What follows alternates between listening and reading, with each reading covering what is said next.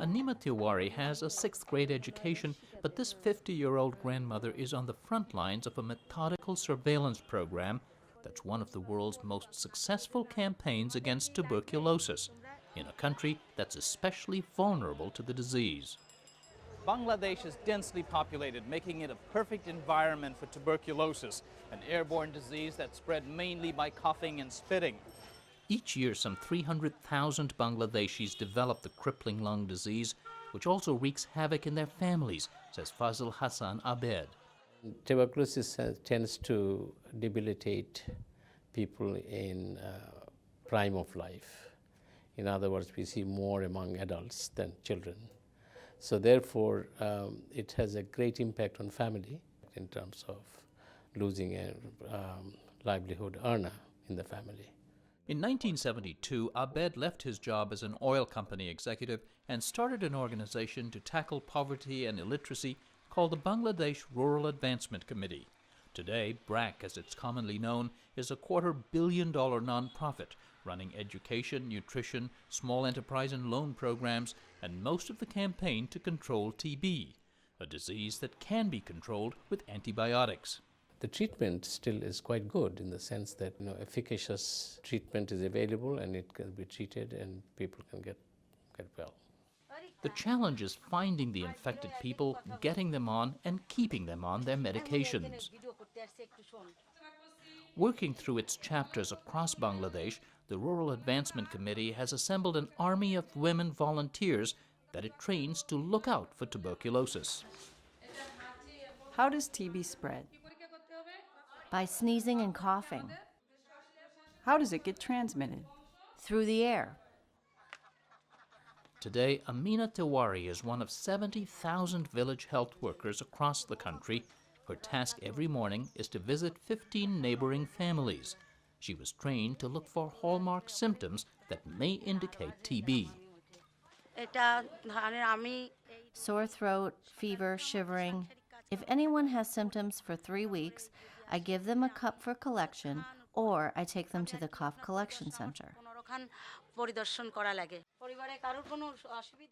Is anyone not feeling well?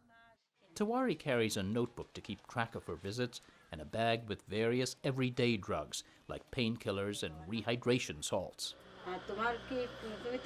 Do you have enough salts? No, I'll take a packet.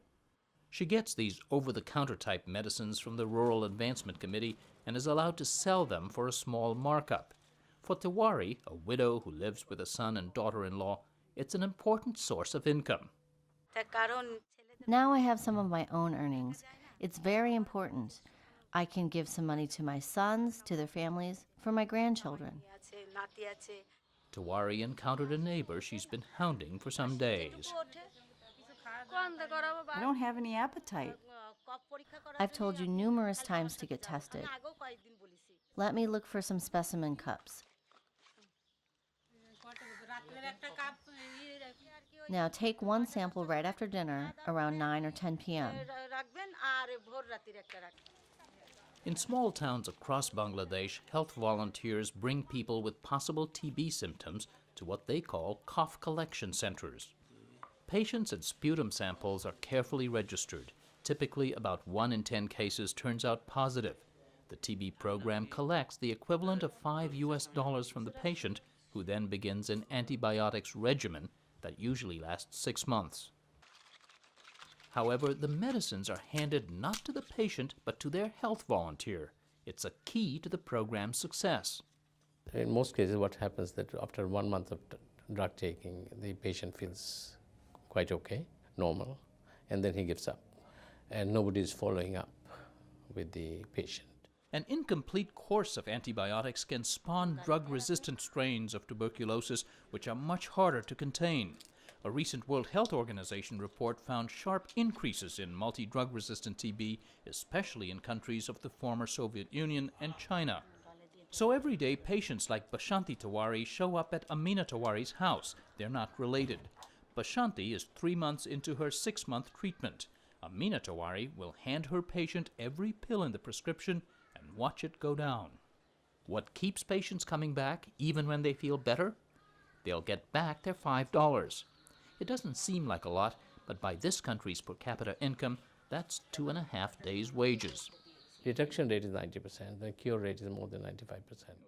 What's more, the tuberculosis program, which is supported by international donor agencies, opens the door to other public health opportunities. As she looks out for TB symptoms, Amina Tiwari also prods mothers to make sure kids are immunized. Thanks to these health volunteers, 80% of Bangladeshi children are up to date on all their shots, including one used to prevent tuberculosis.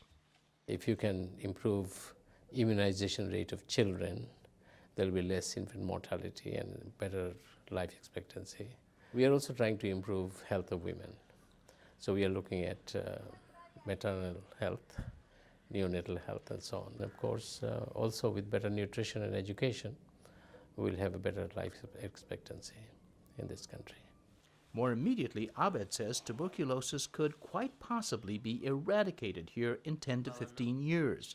Even if that doesn't happen, Bangladesh has a model in many ways that could work in other developing countries where TB claims about 2 million lives every year.